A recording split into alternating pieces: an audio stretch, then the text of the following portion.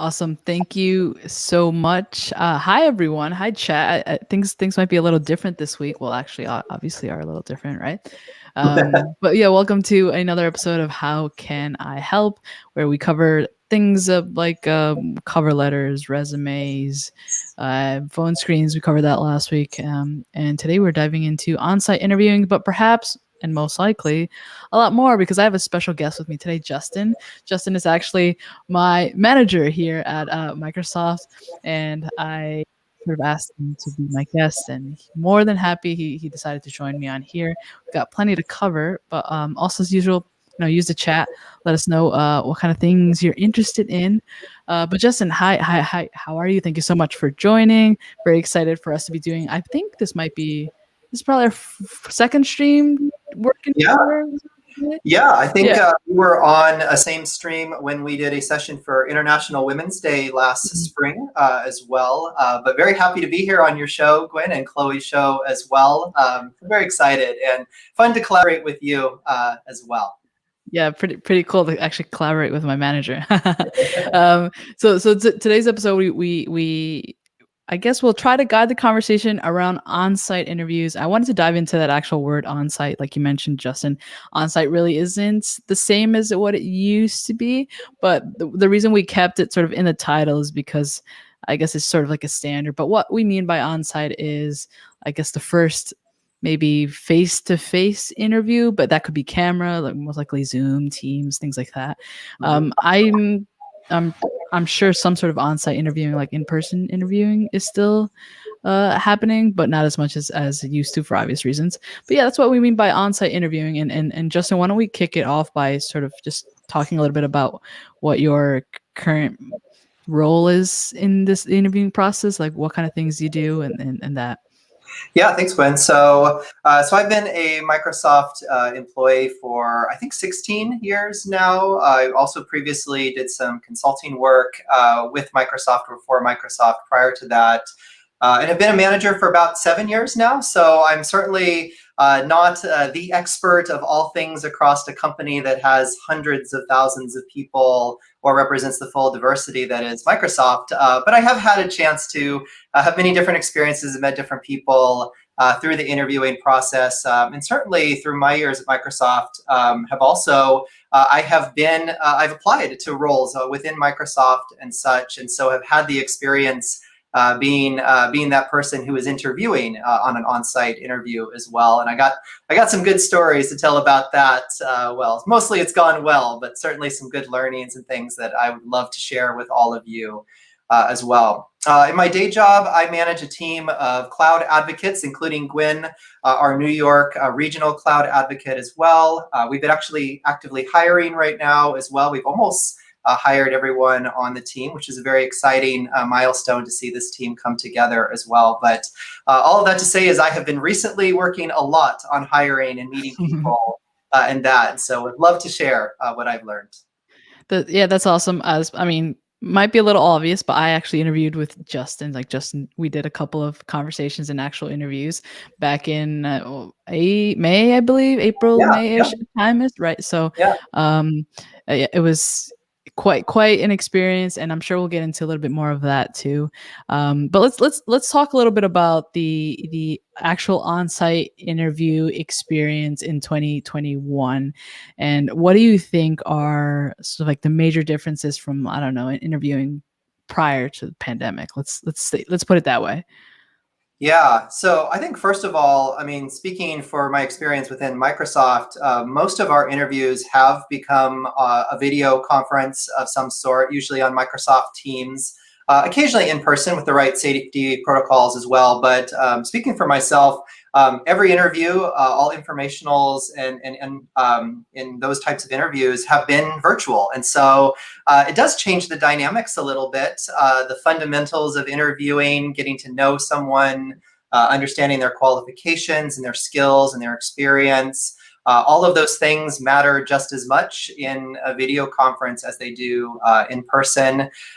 Maybe the biggest difference is that in a on-site interview, perhaps your pants need to match your shirt in terms of color coordination, whereas on a camera, it all looks professional or business casual up top, but you could wear sweatpants or jammy pants if you want, if you like. I mean, that obviously is a joke and such, but still, like, the fundamentals are still there, that the on-site interview is about getting to know the candidate, and not just Microsoft interviewing you, but you also really determining if it's the right fit for Microsoft in this case, or any other company that you might interview for as well. It is a two-way street, because I've certainly learned that you have clues during the interview that when you go to work someone and you hire someone, those same things are the dynamics that you work together on. And so it's really, really important for you as the prospective candidate to pick the company that you want to work for, and that you believe you'll be successful in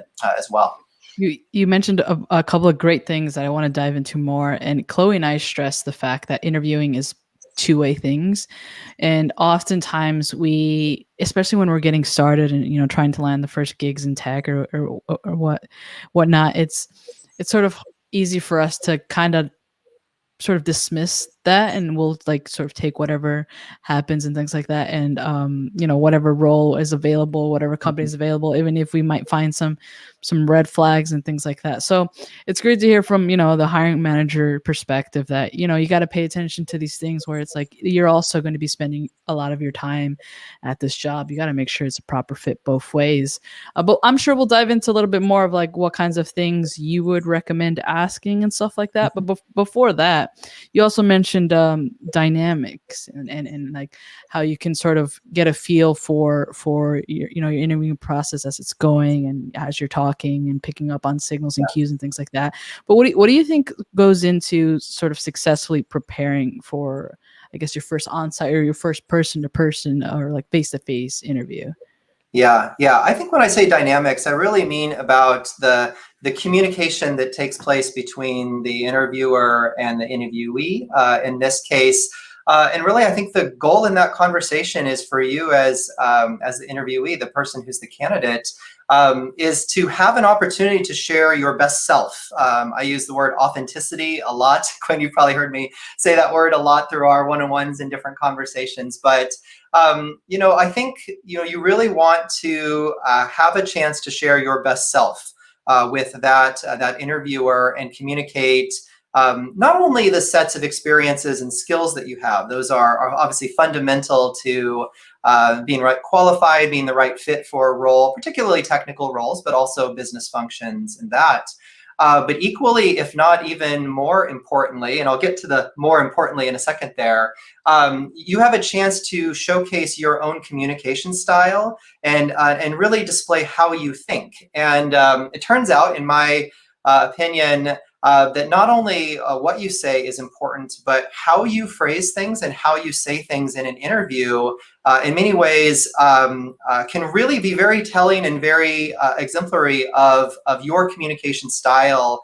And even sometimes your underlying values are some of the things that you hold as yourself. And so part of the interview process is not only to take your technical qualifications or your business qualifications, but also to say, how do you build on those, and how do you share, and how do you articulate yourself, and why you want to be part of this team or to be part of this company, and that as well. I agree 1000% with, it's not just what you say, but how you say things. Yeah. And you and I were talking about how, in the context of preparing for sessions and streams like that, we tend to practice a lot. And I know I personally, for interviews, practice a lot as well, in terms of like, because, we all know there's sort of a set of standard questions that get asked. Whereas, for example, how do you work with teams, and how did you find this role, or tell me about a project where you had issues, how did you resolve them, things like that, right? So there's sort of like these set of standard questions that you get asked, and you can practice them. And I think people might think it might be a little sort of counterintuitive to practice being authentic, but when you go into an interview and you're sort of put on the spot, or maybe you get nervous or something like that, Yeah. you're gonna really be thankful that you took the time to practice the things that you were going to answer, so you have less stress and less pressure when you actually have to go up and answer those kinds of questions. I don't know, Justin, if practicing and things like that is something that you do, or sort of what sort of things you do to sort of feel a little bit more relaxed or a little bit more prepared. Yeah, yeah, it is. And it might be surprising to some people, even my own coworkers who, sound like, I always sound like I'm polished or know what I'm talking about or that. But I actually get really, really nervous and have gotten unusually nervous for interviews in the past. And one of the reasons why I wanted to do this session with you, Gwen, is just to share that I do practice in the mirror, or I record myself when I'm, conducting interview. That means that I am the candidate that's interviewing for a role in Microsoft or in other places like that as well. And the practice helps me kind of not have the nerves as much, because what I kind of specifically do is I try to think of if my life is a set of stories, whether it be my personal life or my professional life. I'll certainly say I've spent a lot of hours through my professional life, and I've collected a lot of stories, and many of those are incredible stories, and some of those have been stories of growth and learning, and some of those have been somewhere in between. And so when I'm preparing for an interview, particularly on site or virtual, where you don't have a note sheet or something, you're not looking down at a note card, having a collection of stories in your head that when an interviewer asks you a specific question, my pause, if it's my or that's a good question, whatever your transition phrase is before, as you're thinking before you want to answer. The way I personally think of it is I'm pulling from the library of my stories and taking that opportunity to share a story about myself. And indeed, I think that's actually, it may not work for everyone. Everyone prepares differently. But certainly for me, that helps me present my best self, or share what I feel to be my authentic self, because it comes forward in stories. And who doesn't like a good story either? Absolutely. I thought of this question because you've mentioned you've been at Microsoft for years now, and I'm sure you had a career prior to that as well. But I'm curious, just because I haven't been in the field too long, what interviewing looked like and how different it is from, let's say, I don't know, when you just started to what it looks like now in terms of like things you get asked. Or do you think that sort of like the technical interview process is pretty much the same, except for the fact that now most of it's on camera? Yeah, that's a really good question. That's my transition as I'm thinking about what I want to say there. No, that's a really good question. I hadn't really thought about that one before, but I would certainly say, and again, I represent my own point of view on it. I think everyone who works at Microsoft will be different or that, but I would say the biggest change that I have observed over time is that in the Microsoft interview process, we put a lot more focus on the sort of human skills and values and culture than my interview into the company was very, very much about what have you done, right? What have you accomplished? Where do I believe you can add value immediately? And that's not to belittle the great people that hired me in, or that of the process. I think it's a function of our own evolution as a company and as culture, and being more mindful of a wide range of perspectives and a wide range of ways that people can add value and make an impact in the company and such. And so I think I've learned over time that I place an incredible amount of value on a person's ability to demonstrate a growth mindset, or to show that they are learning or they're on a journey. And in fact, skills and qualifications are super important. That's probably the previous session that you did with the phone screen or with the resume, is that once you have that as a hiring manager, you have the foundation of a technical background, or a person that has a set of life skills that you're looking to be part of the role. But the on-site interview is much less about those sort of technical details, and much more about how you communicate that, and kind of showing your own communication style as well. I would agree with that. Someone had mentioned in the previous episode in the chat that there's a lot more focus on culture now within the technical interview, or with a role within a interview for a technical role, or a job at a tech workplace or company, which I think is great when we think about, getting more people into tech and, diversity and inclusion and those things like that. Because, I think everyone can learn different technical skills, but in terms of like communicating and actually being someone who is great to work with and a team player and all those kinds of things, that takes a little bit more effort to Yeah. not only show but to and figure out, but also to like grow and things like that too. Yeah. um I'm sure I mean, I know you've interviewed a bunch of people, but I'm curious if you've seen sort of mistakes or like common mistakes or patterns or sort of maybe easy things to correct in terms of the candidates have done during interviews. Yeah. Yeah. I think probably the biggest thing that I notice that is most common. So if the assumption is this is most common, so if you are preparing for an interview, this is a good thing to practice in that.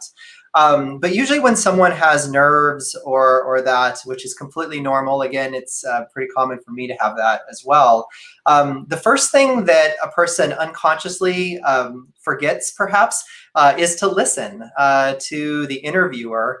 And so you, in a quest to be able to share as much information as possible about yourself, you end up, one ends up, going for quantity over quality, right? Which is trying to get all the sound bites in, trying to restate a lot of the things that may already be on the resume. And those are important. Again, I don't want to say that your experiences that's on that piece of paper aren't valuable. They are. That's why you have earned this opportunity to speak and form a connection with the interviewing panel and group of interviewers. And so instead, it's take time to listen and just remember that that person on the other side, particularly on site, but also virtual, is a human being, and they want you to be successful. In fact, I kind of bridged to the previous question a little bit, Gwen. But the other thing that I certainly have learned a lot as a hiring manager is to change our attitudes and mentality over time from a sort of like a screening out, where I am asking questions to rule out someone or to say, oh, you're not fit for this role, or it's not a good fit, or things like that, to a much more inductive, I'll call it screening in, or I think that's probably a term that other people across Microsoft have used as well. And so remember, we want to hire someone. We're giving up our time, professionally speaking, because we believe that you might be the right person for this role. And so take that time to form a conversation with us. And that means listen, look for those nonverbal cues. Sometimes they can be telling if an interviewer is distracted or is asking more terse questions. Maybe that's an opportunity for you to expand a little bit more and take that as an opportunity to grow. But ultimately, you're forming a connection with a fellow human being, and so that's far more important, because that piece of paper and all your skills and qualifications will always be there as well. That's interesting that you mentioned the perspective from a hiring manager and how you would encourage sort of the screening out, screening in kind of concept. I'm curious is, I mean, I'm sure there's more people who are actually interviewing versus interviewing for roles instead of actually doing the interviewing. But I'm curious to like if there's any advice for other hiring managers that may or may not be watching or at some point watch this that you'd want to provide, besides like the Yeah. already amazing the statement that you just made. Yeah, I think the biggest thing that I have learned is to trust my interviewing panel for a role. And for those of you who may not be familiar, in Microsoft, oftentimes an on-site or virtual interview where you're meeting people directly involves a group of interviewers, typically four, but that differs from country and region and other job roles as well. But I have learned that usually as a hiring manager, I have already reviewed the candidate's resume. Sometimes I might also look at their social media or other speaking if they've done. If we're interviewing for cloud advocacy, Gwen, I had a chance to look at your channel in GPS and YouTube as well, made for GPS as well, and so it was really cool to get a sense of what Gwen does in public for tech and tech learning. And so those are all, I think, indicators. But more importantly, once you get to the interviewing phase, I really want to trust these fellow interviewers because they're providing a different perspective than maybe what I have. Generally by the interview, like I've decided, I think this person's pretty good. I would feel comfortable with them being on my team and would be great. And so really the screening in process is also giving the opportunity for, in this case, 3 other individuals to share their perspective having met this person. And, I think over time I've been surprised and there have been moments where, interviewers have been able to also kind of share things that maybe I missed or even unlocked opportunities for people that I thought, well, I'm not really sure if this person is quite ready for this role, maybe a couple years down the road with more experience and that type of thing. But then I've also had interviewers say, no, see the coachability of this individual. I believe this person would come in the first 30, 60, 90s and learn those key things that you might have some concerns. And so ultimately, I trust my interviewing panel, and it really makes a difference. So if you are that person who is a candidate and you're interviewing with 4 different people or the other number or whatnot, just remember every one of those interviews count. And I would say the interview with the people other than the hiring manager probably counts even more because, in this case, I've already had a chance to meet you. It's these other people that are meeting you for the first time. That's fantastic. Hopefully there are other hiring managers out there listening, and they take on that advice. And I wanted to sort of take a second to reflect on my own interviewing process here at Microsoft. But before that, I wanted to ask you, I'm sure when you got started, you faced a lot of rejection. And if you could give yourself advice to sort of maybe process that a little bit, because, landing that first role is hard, really hard. And that's like the time in your professional career where you're going to face probably the most amount of rejection. And oftentimes it could feel maybe unfair or you're confused or you feel like you're not going to make it and things like that. But now that you've established your career, and if you could look back and sort of give yourself some advice or give yourself some sort of message, do you have anything to mind that you would say?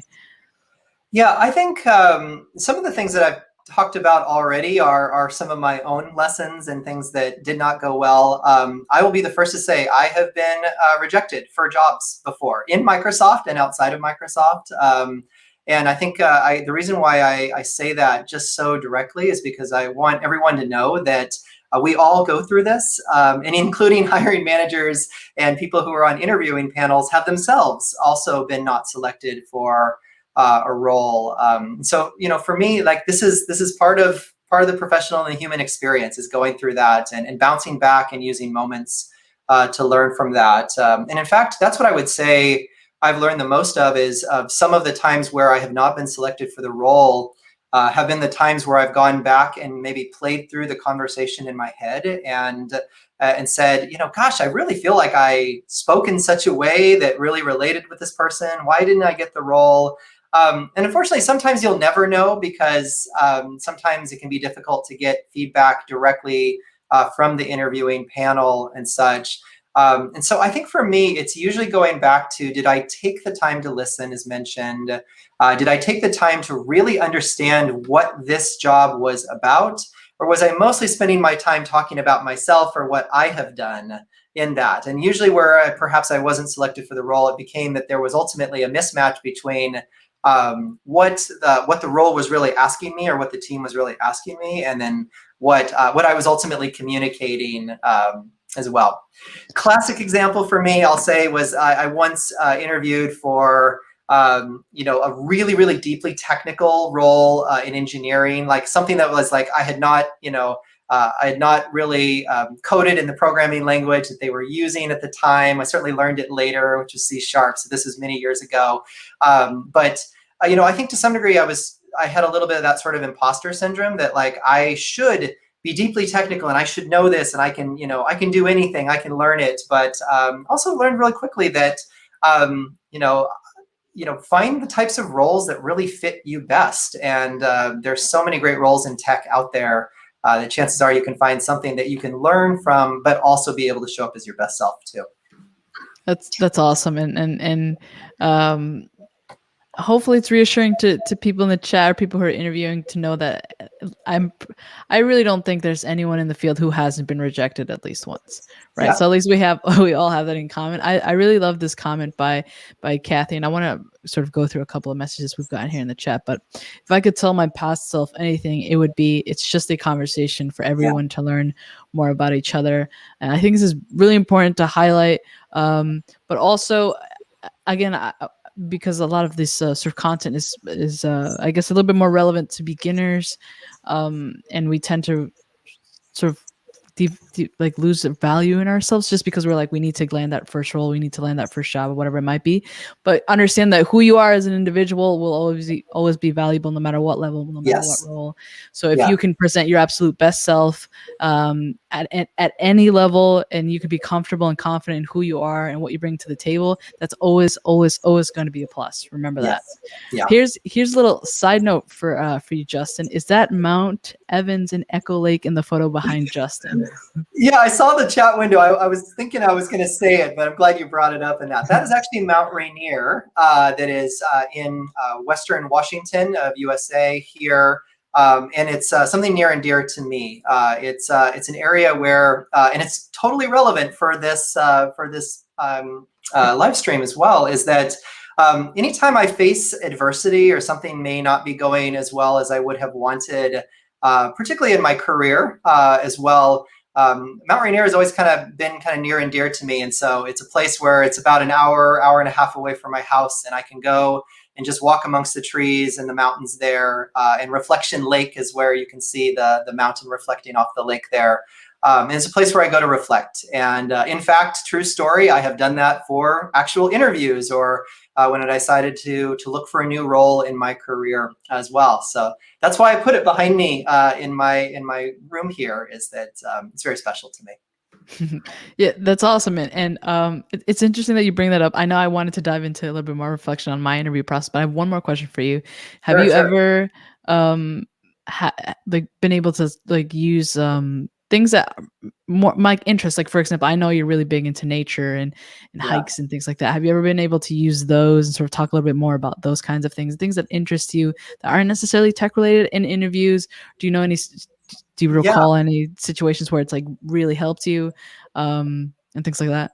Yeah, it's a great point, especially in the spirit of what we're talking about, is that oftentimes interviewers are used, oftentimes we will have interviewed many people if we're interviewing not for one position, but for many positions. For example, I've been part of the summer internship program where I was part of a kind of, I'll call it a blitz of 16 interviews back to back to back and such.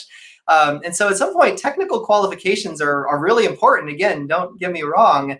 But sometimes that sort of personal side or the metaphorical side of how you apply things in nature or hobbies or passions, sometimes those can actually be the difference maker in sharing your authentic self with a person who is interviewing you, particularly if it's relevant to the role. But it can also be indicative of your work ethic and how you apply problem solving.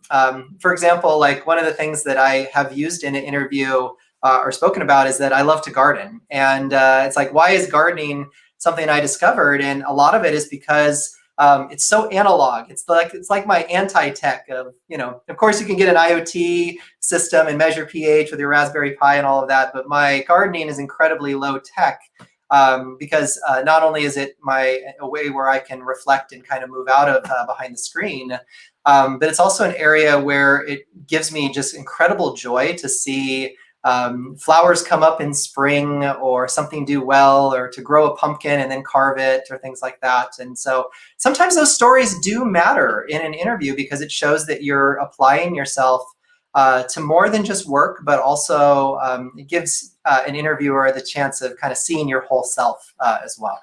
Exactly, and remember that we're having conversations with other people, and we never know what kind of interests they have, or if we have anything in similar or anything in common. I think I've told this story before on this series, but for my interview into my sysadmin gig, which eventually turned into cloud engineering, Yeah. which introduced me to this world of Azure and all those kinds of things, they had asked me like, what kinds of books are you reading, or like what kinds of things do you do, like to to read, but not necessarily like tutorial wise. And I mentioned that I was reading this book called The Phoenix Project, and it so happened that exact moment when I was interviewing, the my then hiring manager was also reading the book at the same time. So then we had sort of this back and forth about the plot, which characters we liked, what things we saw in common with other roles that we've had, and all those kinds of things.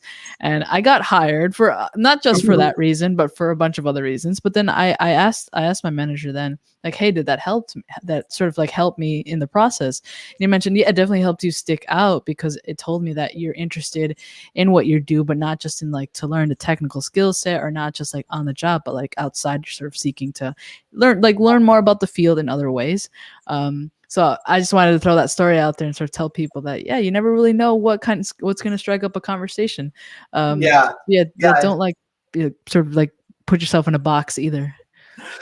Cheese Bacon in the chat window says, "You got hired because you're amazing, Gwen." And I just want to say that is so very true. I think it'd be kind of fun to even, I think this might be one of your questions, but I'll just lead right into it, Gwen, too. Is like, one of the reasons why I hired Gwen was she took the time to ask questions about culture and growth mindset, and she was talking about what she was learning, and it didn't have to necessarily just be about a specific technical topic. It was a leading indicator that let me say, I bet she could be the right person that be a lifetime learner. And that's, I think what we look for at Microsoft and such. And so, Gwen, you are amazing.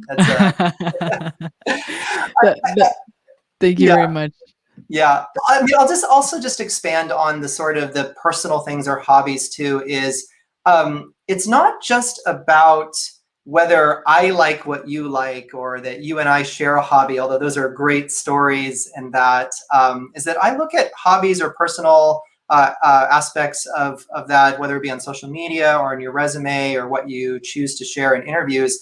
I look at that as symbolic of who you are as a person, and what you desire, what you love to pursue, and such. And so it doesn't matter if I share that exact passion. In fact, perhaps no one can share all hobbies or passions. That's what makes the diversity of people so amazing, is that we have so many different things that we love. But it's a conversation starter, and so do consider including that, particularly if it comes up naturally in the conversation. Absolutely. Yeah, my actually, you led into that question of like, I wanted to ask like what kinds of things I did well during the interview process. Yeah. People know that I'm sort of not like, I've shown my resume, my cover letter on here. I've told like stories that have been rejected. This is all on my YouTube, mistakes that I've made, all kinds of things. I'm very sort of like, I like to let people know the things that I've sort of been through in my career, and mistakes that I've made and things that I've done correctly. And then you mentioned of speaking about culture and things like that, and you mentioned like listening, which is I think something that we often don't do, or I feel like we focus so much on preparing beforehand, where we get lost the fact that things can in the interview can actually go differently. And if you're not actively listening and sort of taking a mental note, or maybe even having like a piece of paper or something where you just write down things that you want to like ask during the end of the interview, or when there's a Q&A, or however the dynamic is, I think you're really doing like a disservice to yourself, where you're not getting the most out of the conversation that you're having. Whereas if it's not like a two-way thing, it's if you're just answering, you're really not going to get the most out of it. Do you feel like I don't know if you have like any sort of like questions that stick out to you that people have asked have like made the interview experience like way better, or things like that? Yeah, I think with the advice that I might give, and you can get, you all can get many different opinions from hiring managers out there, because I think this is one where some people will differ on it. But I tend to personally appreciate more specific questions. And let me unpack that a little bit. I really want you to have done some research on what the job role is about. So if a hiring manager posts, particular keywords or proper names like, the current program that you would be running or the current product that you would be working on, do your due diligence and go out and Google or Bing those and really spend a few minutes really understanding the product or the program or the set of skills or competencies that you would perform. Because most importantly, that allows you to ask more specific questions in the interview. And so you don't need to go to your notepad to do that now because you have that knowledge. You can ask that, I'm really trying to nail that serverless job. And you understand what did Microsoft just announce at Ignite in serverless compute. And that shows that, you are informed, that you want to pick up as soon as you start enroll and dive in more. And so, traditional questions sometimes you'll hear is, how do you measure success? Or, how do you define culture in your team, in a global team? And I happily field those questions. They're certainly relevant questions and good ones. But if you can be more specific, so I was researching a little bit more about the future of serverless, and I noticed that you have C# and a JavaScript SDK. But your Java SDK it just came out in the last 6 months, or it's in preview. I was wondering if there's an opportunity to be able to grow that, or what is the status of that? And I think sometimes those sort of specific things I think can help. If the interviewer doesn't want to talk about that, or there's some form of disclosure where they cannot, that's understandable. But at least it shows that that you are specifically asking the types of questions that are relevant to the job role that you're seeking. Yeah, I think the concept of tailoring what you show or what you talk about throughout the entire, I guess, hiring process is very important. We've spoken about this in terms of like resumes and cover letters, and then phone screens and all these kinds of things, because you might have tons of experience, but not all of it is relevant to what the role that you're going to, right? And you only have like, let's say an interview is like an hour or something like that. You only have so much time. You're not going to start with absolutely everything and expect to cover it as well. So I really like the reminder to tailor and to really do your research, and to, you got to put in effort, and you got to be able to also show that you've put in effort. And if you only have an hour, whatever it might be, or 2 interviews, 1 interview, whatever the process is, you got to make the best out of it. Put your best foot forward. And in order to do that, you definitely gotta prepare here. We've got a couple other questions in the chat that I wanted to dive into before we continue with these questions. I think we went up here.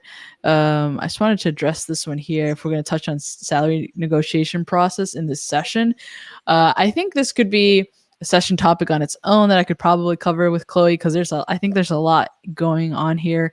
Justin, I don't know if you had any insight onto this particular topic question. Yeah, I can lend some light to this one. And again, different hiring managers may differ, and in case even organizations in Microsoft may differ in this. But generally speaking, in my experience, the salary negotiation is something that happens during the offer phase of an interview, and that's usually after the sets of interviews. And so there's kind of generally my recommendation. There's a time to talk about salary at the informational stage. That is when you're first getting to know a hiring manager, just kind of understanding, what general expectations are. Those are fair questions because let's face it, we want to be compensated for our work and professionals. And so I think it's appropriate to bring that up. But once you get into the interview loop itself, that is when you're actively interviewing with the hiring manager in the formal process, as well as the 3 or 4 other interviewers that you may. Generally speaking, I do not recommend that you spend a lot of time on salary in those discussions, because the purpose of those discussions is to really get to know you as a candidate and see if you are the right fit for the role, and vice versa, as mentioned earlier. And so once that occurs, then at some point the hiring team makes a decision about whether to extend an offer to someone. That is the moment that you want to have salary related discussions, because at this point that team, they want you to come work for them. And so you are in a good, favorable position to then ask about salary and ask about expectations. And generally speaking, recruiting or other resources that will work with the hiring team will also help just kind of get your expectations on that as well. Again, it differs from country, location, and team and stuff, but generally, especially if we're talking about the on-site interview, which is the subject of this stream, that is the time I do not recommend that you discuss salary. Yeah, but I think there's so many other things. Not to say that salary isn't important, but there's so many other things that you probably use that time for, and there's time allotted for like the salary discussion throughout the process as well. What I will say, and I see there's more salary questions, so I'm going to definitely bring this up to Chloe so we could get a session going on this topic. But I will say is that there's a lot more info out there in terms of, what's the market, like what's I guess the salary in where you live and those kinds of things, and there's so many tools out there that you can do your research so you're informed and you don't, when you're asked like what's your salary range or what's your expectation, things like that, you're not sort of like blindsided. So do your research. It's out there. I guess that might be one of the biggest differences like prior, like interviewing maybe like 20 years ago is now, like I feel like candidates come in a lot more informed, or at least have the ability to come a lot more informed in terms of that. How I think we might be able to answer this one. How long is a typical on-site interview at Microsoft? Yeah, there's been a slight difference in this. Historically, it was 1 hour, so 4 by 1 hour sessions, typically with a break in between. As we've moved into the pandemic, I've seen in most cases the culture be about 4 by 45-minute virtual interviews. And the whole idea there is that it's a little bit less time, but we're on video camera. We understand that can be fatiguing, particularly for a person that is taking multiple interviews during the process. And so trying to give you all a little bit more of a break in between those sessions as well. Yeah, that was the format that I did, 4 by 45, which in my opinion, it went by so fast, but I was also extremely nervous, so I had no concept of time. I wanted to ask you if I guess in tech in general, and this isn't specific to Microsoft, would there be anything that you would want to change in terms of the interviewing process? Yeah, I thought about this one, and I think probably the biggest thing, other than what I spoke about earlier, about that we have chosen to emphasize growth mindset and learning orientation and culture a lot more in our interviewing process. And that has to do with the questions that we ask and that as well. But the other thing I would say that I think the tech industry is starting to fully discuss and debate a little bit, I would say, and again, there are differences of opinions, but I personally don't think that a formal technical screen where you need to answer a specific problem that is in common for all people. There are some areas where that can be important, like if you are trying to interview for many software engineering positions. I understand a technical problem can be an appropriate way to understand a person's competencies and such. But I think that in many cases, a same or similar can be brought out of a candidate by asking them a series of questions directly that are in context as well. And so I think, again, if it's something that I personally could change, again, people will differ on opinion, but I think that I would spend more time in that finite time we have to get to know a candidate, asking them questions and developing that rapport and understanding of their skills, than sort of a traditional technical screen set of questions. Yeah, and I think it's a good time to bring up things like GitHub, or maybe somewhere where you have ways of documenting projects and things like that, and where you can take the time to provide the at GitHub you could use a README, and you could even use that as your own practice, like, oh, this is how I could explain my solution or what I built, what I used, what issues I had encountered, and then when you go to a technical interview, you have sort of these examples of like real life things that you've actually built, versus being asked some random, I don't know, algorithm or something like that. It has its place, yes.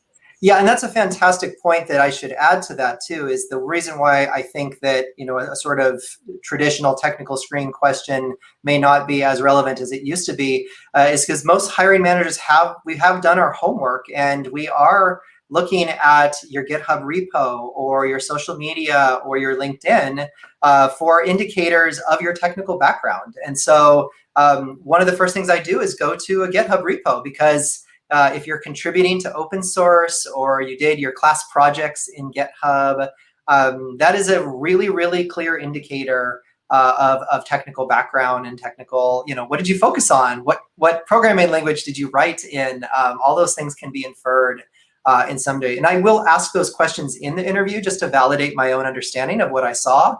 But it makes a big difference, which means, perhaps a specific technical screen question isn't as needed if someone has a beautiful portfolio of projects on GitHub. I will say, people don't just copy paste things. Also, and only put on GitHub what you're comfortable to explain it, because you never know when you might be asked something, right? Yeah. I did want to just sort of finish on a more like a fun, I guess, question, but I'd like to know a little bit if you have any sort of nightmare interviewing stories as someone who's being interviewed or as someone who's done the interviewing, and then also on the flip side, like if you had any like best experiences that you want to share. I'll tell you another story of one where I did not get the role. So my nightmare story is that I was particularly nervous for this one. It was a little bit of a stretch, but I was in the Microsoft cafe and I chose to eat a big old granola and yogurt thing about 8 minutes before the interview. Anyway, someone must have put a rock in that granola or something, but I chipped a tooth with about 8 minutes to spare for an on-site interview. And I mean, like, took the molar half off. It was a bad day. And so I didn't know what to do. So obviously I went to my interview, but the whole time the interview, I was going, I was like, using trying to, how you feel like when your tooth, something changes in your mouth, and like Yeah. you lost a tooth when you were a kid. So the whole interview, I was my nervous tick, if you will, was that I kept, running that brand new gap in my tooth. And so finally, about halfway through the interview, the hiring manager goes, "What is wrong?" I was like, "I'm sorry, I chipped a tooth. I can't handle it." It's like, I could barely talk. It was bleeding. It was pretty bad. So that was my nightmare interview, is that I tried to make it through an interview. I'd love to say that I got that role and I just powered through, but unfortunately, that wasn't the case. The nightmare on the other side as an interviewer is I have had a couple individuals over time present, in some cases, like a 40-slide PowerPoint deck during an interview. And it's an interesting approach to it. I think it comes from a place of sincerity where that person wants to communicate the full set of information that they've accomplished, and that. But in a sense, that's kind of what the resume is for. And so the PowerPoint deck places the focus on the deck and away from perhaps the person that is presenting. And the purpose of the interview is to get to know the person, not the information just as well. And so I would certainly recommend, don't come in with a PowerPoint deck. Perhaps don't show pictures of all your coworkers in your PowerPoint deck. It's really about you in this case, and the moment is yours in that. Other ones that have come up over time is just people's tone and posture. I had one individual that I was part of a panel, so that person was more senior than myself in terms of their years of experience and their role. But they made me feel like that I was perhaps, earlier in career or less senior than them. And that's not a good feeling when you're trying to establish a rapport with someone. So regardless of how much success one has in their career, always come from a place that you're just trying to get to know other people and honor them and honor their contribution, and let it be about the quality of your ideas and your thoughts, regardless of your career achievements and things like that. Other ones, I highly recommend do not lead with the "I hate my boss" right now. I don't doubt that there are people who are probably ready to find a new role because their current manager, has not helped them achieve their career goals. But it just kind of comes from a place where, if one is saying that in an interview context, the interviewer might think, well, is this a person that might feel that way in the not too distant future about this team as well? So really keep it positive and take the opportunity to show that you may not like your current role or your current manager. That's maybe why you're looking for a new role. But use that as an opportunity to learn and grow, and maybe even talk about adversity in the role and how you are overcoming that and pursuing your career goals as well. Absolutely, those some fantastic tips actually for everyone. I can't imagine prepping a 40 slide deck on myself. Yeah. Must have taken a lot of time. Do you have any sort of like best experiences and anything that sticks out? Any story, any Yeah. scenarios? The best experience I ever had was that, if one goes out there and reads a lot about interview things, there's some great stuff on YouTube and stuff. Some different people will talk about the kind of the beginning, the middle, and the end of an interview. And usually the middle is about like a situational or behavioral question, a scenario-based question and such. And so the absolute best interview I ever had was when the interviewer actually took a problem that she was actually working through that week in her role. And she said that. She teed it up that way as like, I'm actually dealing with this problem right now. I have a meeting right after this that I'm going to go and try to solve this problem. Help, how would you solve this? How would you approach that? And I really liked that question because it all of a sudden it made me feel like I was contributing to her success, just like I was a team member of hers, even if I was still technically part of the interview and being considered for the role. But that, for some reason, that unlocked kind of an extra degree of passion in me. And we spent 25 minutes of that interview basically problem solving through the current challenge that she was facing. And that gave her the chance to learn from me, perhaps, and share some fresh thinking and ideas. And it gave me a chance to share my own passion, and it kind of unlocked my best self because I felt like I was solving something truly worthwhile. And so, yeah, I'd recommend that if you're an interviewer out there. Sometimes those real life or super relevant questions really matter. Yes. Also, I think if we keep in mind that it's just a conversation, and if we try to base it on like reality and authenticity and what we actually do, and what we're actually working through, it's always going to be our best bet. Before wrapping up, Justin, I know you mentioned things of sort of like opportunities or these different programs we have here at Microsoft in terms of actually like maybe growing into a role at Microsoft and things like that. I don't know if you wanted to touch upon any of those things. Yeah, certainly. There are tons of resources out there on careers.microsoft.com. That is basically where Microsoft publishes all of our job-related information.